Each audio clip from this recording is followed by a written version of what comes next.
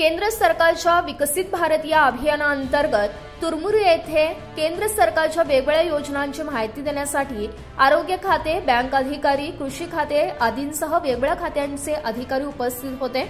या प्रसंगी आरोग्य तपासणी शिबिर यशस्वी करण्यात आले आहे। एलईडी टीव्हीच्या माध्यमातून जनतेला केंद्र सरकारच्या वेगवेगळ्या योजनांबाबत माहिती देण्यात आली। अधिकाऱ्यांच्या बरोबरच भारतीय जनता पार्टी बेळगाव ग्रामीण मंडळ अध्यक्ष धनंजय जाधव यांनीही उपस्थितांना मार्गदर्शन केले आहे। ऍग्रीकल्चर डिपार्टमेंटचे आहेत, हेल्थ डिपार्टमेंटचे आहेत, ग्रामपंचायतीचे अधिकारी आहेत। पण बरेच जर कन्नडमध्ये मगासपासून विषय तुमच्याकडे जायला लागलाय, पण तुम्हाला समजायला पाहिजे म्हणून मराठी सांगायचा प्रयत्न करतो। 2014 मध्ये नरेंद्र मोदीजी तुमच्या आशीर्वादाने या देशाचे पंतप्रधान झाले।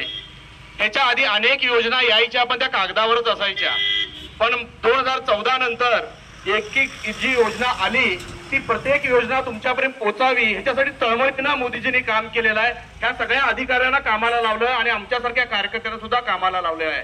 झिरो बॅलन्स अकाउंट, दुर्दैव असं होतं की आपल्या जवळपास 140 कोटीचा देश आहे आणि जवळपास 70% ते 80% लोकांचं बँक अकाउंट नव्हतं।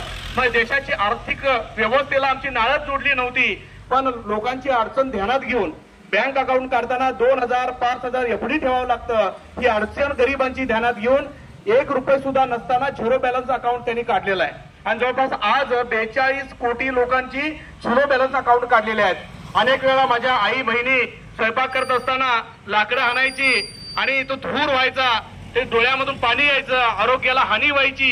ह्याच्यापासून मुक्त व्हावं, गरिबांना 8000 7000 देऊन गॅस घेता येत नाही, त्यामुळे उज्ज्वला गॅस योजनेच्या माध्यमातून मुक्त गॅस त्यांनी द्यायला सुरुवात केली आणि आज जवळपास 10 कोटी परिवारांना त्यांनी गॅस योजना दिलेली आहेत। आताच मॅडमनी हेल्थ कार्डचं सांगितलेलं आहे।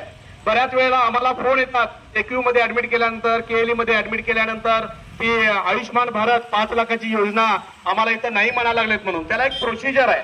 तुम्ही पहिल्यांदा सिव्हिलला जायचं, सिव्हिल हॉस्पिटलमध्ये जे ऑपरेशन होतात, कारण सिव्हिल हॉस्पिटल सुद्धा जिल्हा हॉस्पिटल आहे, मोठे डॉक्टर्स असतात, मोठ्या मशिनरी असतात, चांगले सर्जन आहेत। तिथं जर ऑपरेशन व्हायचं असेल तर मोफत होतं, पण समजा त्याच्यापेक्षा मोठं ऑपरेशन असेल, न्यूरो ऑपरेशन असेल, हार्ट असेल, ब्रेन ट्युमर असेल, मोठे ऑपरेशन तिथं होत नाहीत। मग त्यांनी तुम्हाला लिहून देतात कुठल्या हॉस्पिटलला जायचं आहे, केलीला जायचं आहे, लेक्यूला जायचं आहे किंवा आणि कुठल्या हॉस्पिटलला जायचं आहे। तिथं ती योजना लागू होते की नाही हे डॉक्टर तुम्हाला सांगतात आणि तिथं रेफर लेटर देतात तुम्हाला। ते घेऊन जर तुम्ही केली सारख्या मोठ्या हॉस्पिटलमध्ये गेला तर 5 लाखांमधलं मोठं ऑपरेशन तुम्हाला मुक्त मध्ये होतं, हे लक्षात ठेवा। याच्याबरोबरच इथं ही मशीन ठेवलेली आहे। आजकाल टेक्नॉलॉजी पुढे जात आहे, आमचा शेतकरी आधुनिक व्हायला लागले। अनेक वेळेला औषध फवारणीमध्ये ती विषारी घटक असतात, शेतकऱ्यांच्या आरोग्याला हानी होते। त्याच्यापासून वाचण्यासाठी हे आपलं जे ड्रोनच्या माध्यमातून औषध फवारणी असेल किंवा लिक्विड आपलं खत फवारणी असेल, शेतकऱ्यांचं जीवन व्यवस्थित व्हावं एवढ्यासाठी हे मॉडेल तरी इथं दाखवलेलं आहे। महिला स्वसहाय्य संघ आहेत गावामध्ये तुमच्या, तुम्ही सगळ्या जणी मिळून जर तुम्ही जर मशीन घेतला तर तुम्ही हे व्यवस्थित दुसऱ्या शेतकऱ्यांना भाडोत्री देऊन तुम्ही तुमचं आर्थिक प्रगती करू शकता।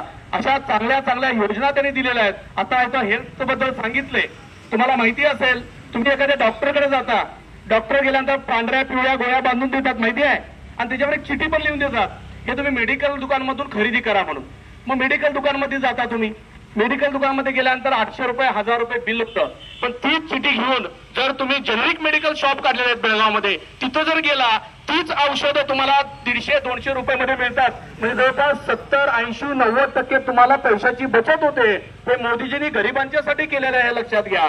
आणि आज इथं अधिकारी सगळे का आलेले आहेत, कारण तुम्हाला त्या सगळ्या योजनांची माहिती मिळावी, सगळ्या योजनांचा लाभ तुम्हाला मिळावा एवढ्यासाठी त्यांनी इथं आलेले आहेत। मी जास्त बोलणार नाही कारण अधिकाऱ्यांचा कार्यक्रम आहे। मी जाता एकच सांगतो, मोदीजी के नेतृत्व में पाकिस्तान को कटोरा लेके भीख मांगते हुए हमने देखा है, अमेरिका को झुकते हुए देखा है, चीन को पीछे हटते हुए देखा है और मोदी जी के नेतृत्व में इस देश को आगे बढ़ते हुए देखा है। धन्यवाद।